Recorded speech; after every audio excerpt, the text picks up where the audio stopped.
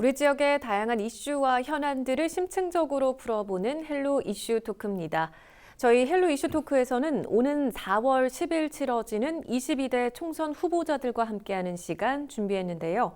오늘은 홍성군 예산군 지역구 국민의힘 강승규 후보와 만나보겠습니다. 후보님 안녕하십니까? 안녕하세요. 네, 반갑습니다. 네. 시작에 앞서서 오늘 헬로 이슈 토크 후보자 초청 대담은 선거관리위원회 주관 토론회 후보 초청 기준을 준용해서 진행함을 알려드립니다.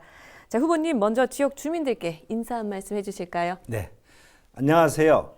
예산의 아들 홍성의 손자 지방시대 살림꾼 강승규입니다. 지난해 12월부터 우리 홍성 예산 홍성 지역 주민들을 만나면서 많은 얘기를 들었습니다.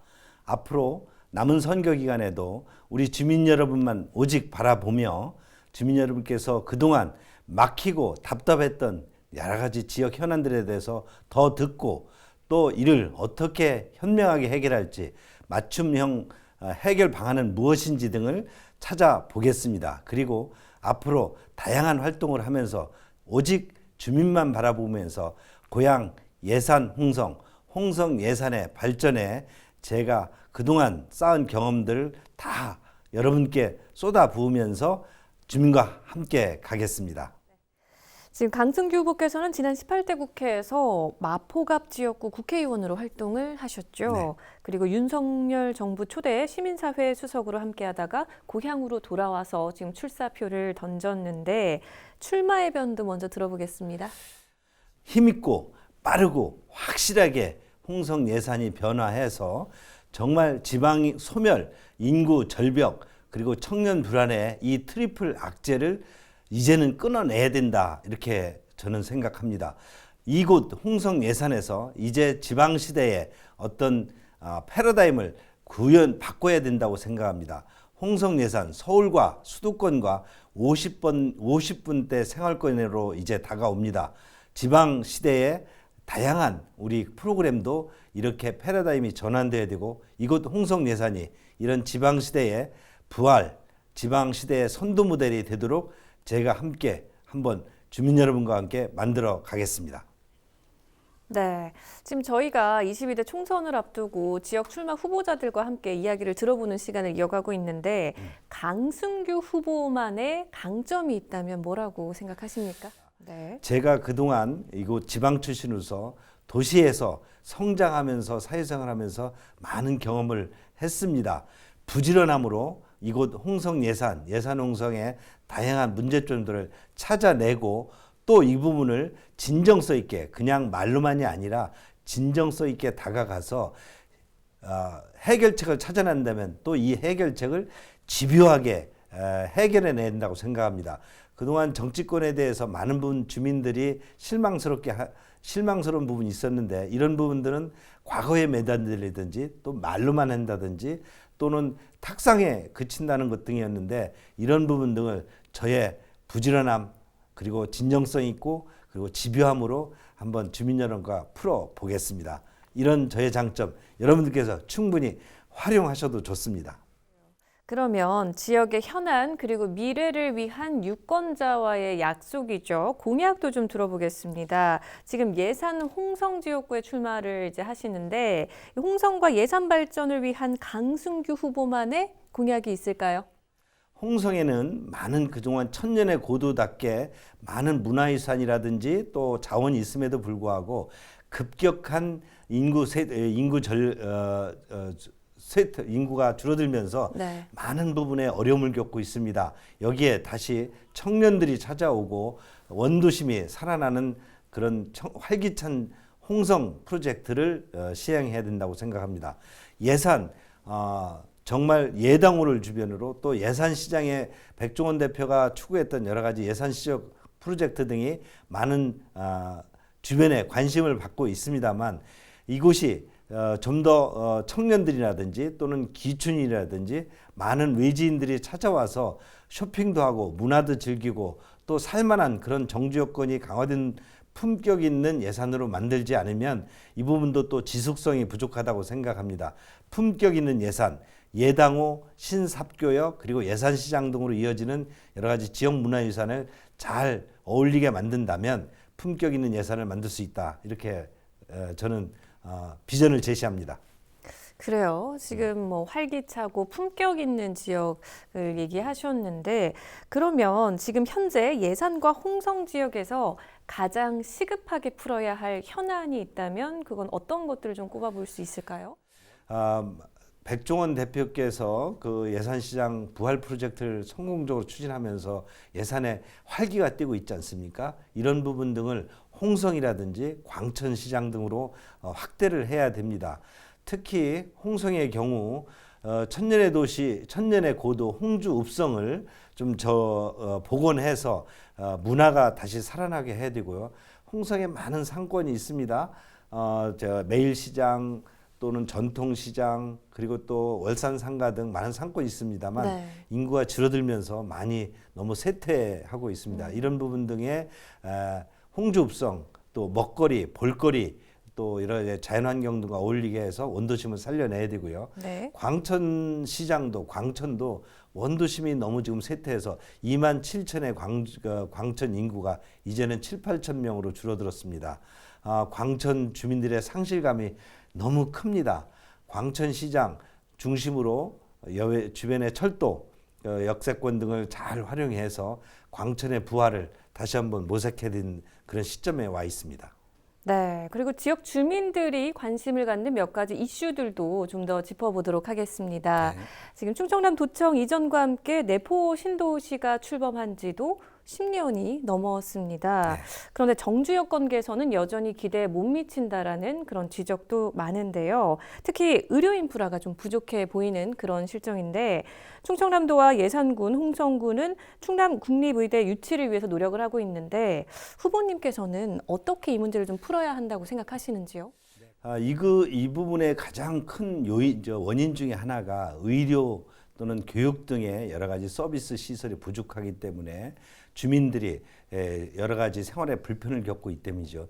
특히 의료 분야의 경우 필수 의료 시설이 절대 부족해서 예를 들면 어린 아이가 아플 경우 할아버지부터 할머니, 조부모들께서 새벽부터 소아과 의원에 가서 줄을 서야 되는 그런 것이 현재 내포 신도시의 의료 환경입니다. 이러한 심혈관계라든지 소아과라든지 이런 필수 의료 시설을 하루빨리 확대를 해서 주민들이 적어도 이 의료 혜택, 의료 서비스를 제대로 받을 수 있게 하는 것이 급선무라고 생각합니다.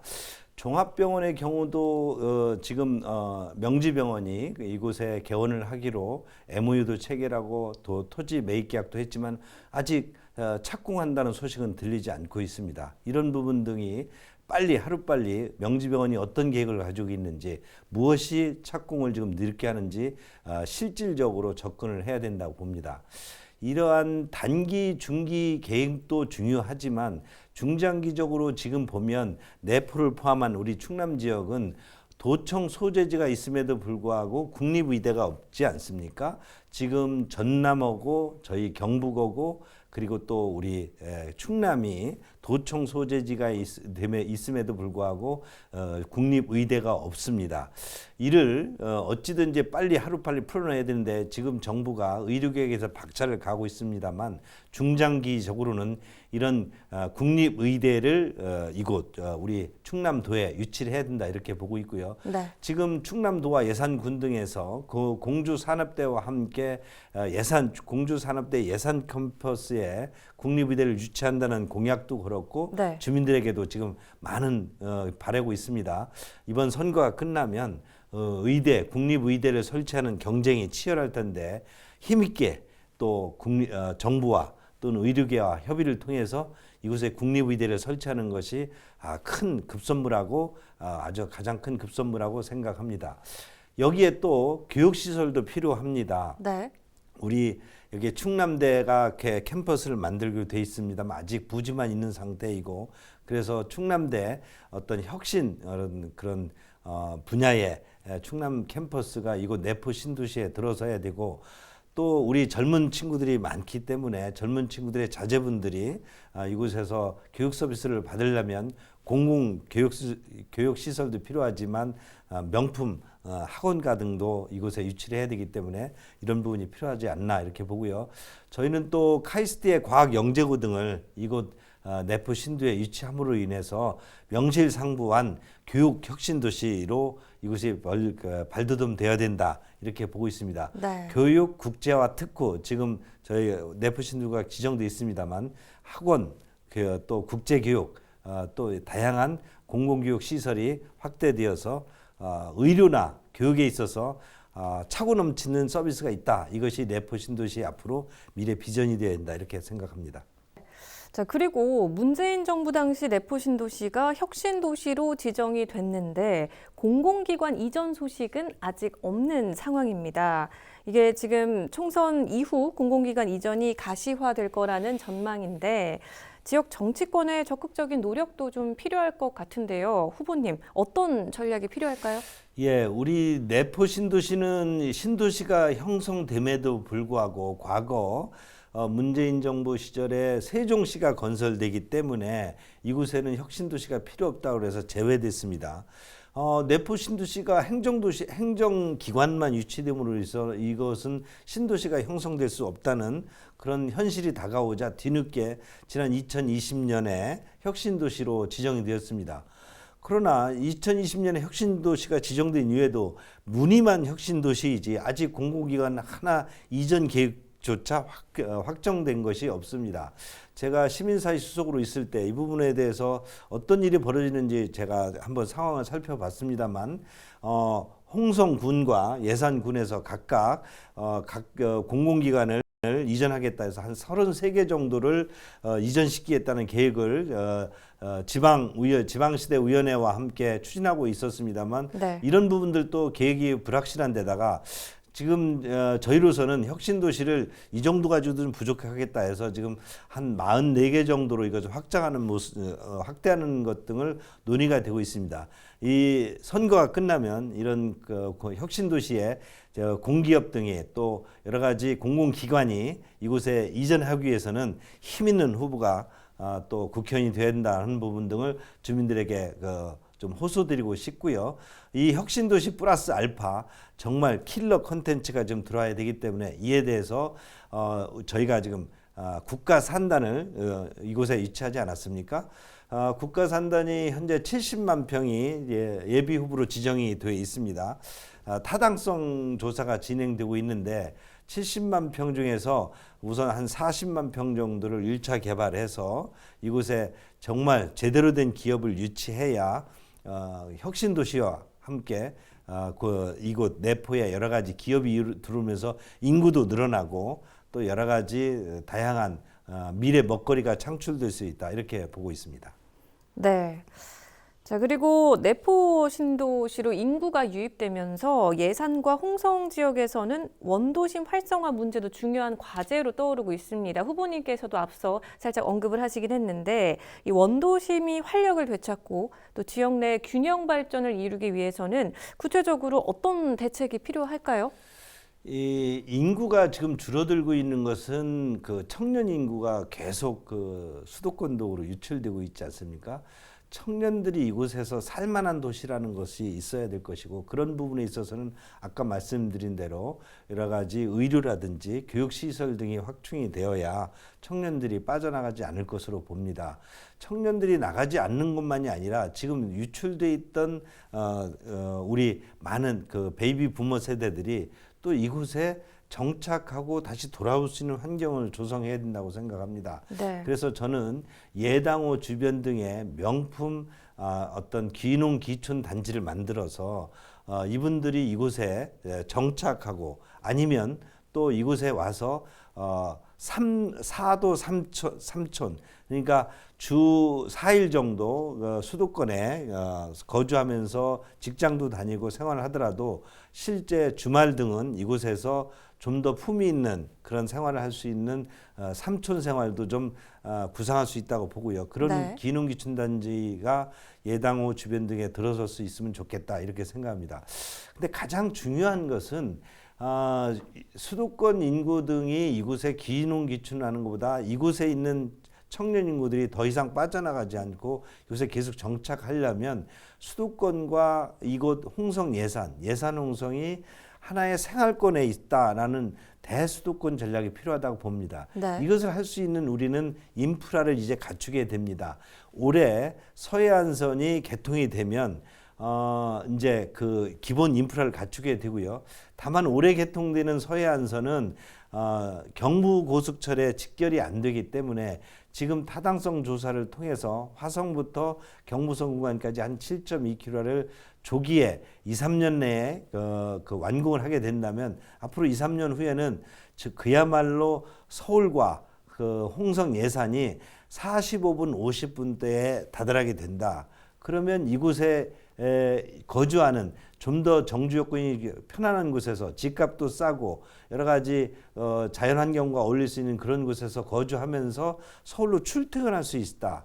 그럼 서울로 출퇴근할 수 있는 그런 프로그램이 필요한데 이런 부분 등을 저는 지방 상생 카드 등을 통해서 서울과 홍성 예산의 출퇴근 교통 예금에 KTX 요금에 한 70% 정도를 할인해 주면 지금도 4, 50% 할인 프로그램들이 있습니다. 이걸 70% 정도 할인해서 이곳에 거주하면서 서울에 1시간대 더 출퇴근이 가능하다면 이곳에 많은 사람들이 유입이 될 수 있다. 청년들이 떠나지 않고도 이곳에 살 수 있다는 것이 제 보관이고 네. 이런 프로그램들을 아주 과감하게 추진할 생각입니다.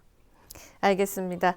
자, 그러면 이제 선거가 끝나고 만약에 22대 국회의원으로 다시 국회에 입성을 하신다면 입법부의 한 사람으로서 가장 먼저 이걸 하겠다 하는 입법 활동의 계획이 있을까요? 예, 저는 아까 홍성 예산 홍성에 가장 필요한 것이 원도심 부활이라고 봤습니다. 네. 원도심이 부활을 하려면 지역의 문화유산, 그 다음에 지역의 먹거리, 볼거리 이런 것들이 잘 결합되어서 정말 한번 찾아가고 싶고 그런 곳이 돼야 됩니다. 특히 홍성의 경우는 축산도시로 유명한데 홍성의 축산이 아직도 1차 산업에 머물러 있습니다. 1차 산업에 머물러 있을 때 다양한 부가가치, 소위 말해서 가공부터 유통까지 다양한 부가가치가 만들어지는 2차 산업, 3차 산업이 부족하다 보니 홍성의 여러 가지 여건들이 지역 경제가 그렇게 활기를 띠지 못하고 있습니다. 이런 1차 산업이 2차 산업, 3차 산업과 융복합을 해서 정말 어떤 부가가치를 배가시키는 그렇게 하려면 스마트 축산 발전법 이런 것 등이 좀 필요하다고 보고 생산부터 가공, 유통까지 농산물, 축산물 등의 대표적인 농축산물들이 그 지역에 맞게 생산되고 가공도 유통될 수 있도록 그런 특별법을 만들어서 육성될 수 있도록 그런 스마트 농축산 유통법 이런 것 등을 만들어 볼 계획입니다. 네. 자, 이제 마지막으로 지역 유권자 여러분들에게 더 전하고 싶은 말씀 있으실까요? 말로만 하는 정치, 과거의 얽매인 정치는 정치 개혁의 걸림돌입니다. 지금 많은 국민들이 정치의 어떤 불신, 정치 혐오감을 느끼고 있습니다. 이것은 과거에 얽매여 있고 과거에 어떤 방탄용으로 우리 정치가 활용되고 있기 때문입니다. 제가 모두에서 말씀드렸지만 정치는 민생을 살피고 현재 많은 어려움 등을 해결해야 되고 그리고 비전을 제시해야 됩니다. 홍성 예산 홍성에 누가 지방시대 부활, 지방시대 어떤 제대로 된 정책을 실현할 수 있는지 여러분께서 한번 제대로 지켜보시고 홍성 예산이 과거 잘못한 것, 과거의 범죄 이런 것에 방탄용으로 더 이상 활용돼서는 안 되지 않겠습니까? 지금 나와 있는 두 후보를 여러분께서 잘 관찰하시고 누가 미래의 비전을 제시하는지 누가 지금의 현안을 해결할 수 있는 것인지 여러분들께서 가장 안타까워하는 지방의 문제, 지방의 어떤 여러 가지 쇠퇴, 인구의 절벽, 청년의 불안을 누가 해결할 수 있는지를 잘 살펴보시고 현명한 한 표를 행사해 주시기를 간곡히 호소드립니다. 감사합니다. 네, 22대 국회의원 선거를 앞두고 오늘 예산군 홍성군 지역구 국민의힘 강순규 후보와 만나봤습니다. 오늘 말씀 잘 들었습니다. 고맙습니다. 감사합니다. 헬로 이슈토크 오늘 저희가 준비한 소식은 여기까지입니다. 함께해 주신 여러분 고맙습니다.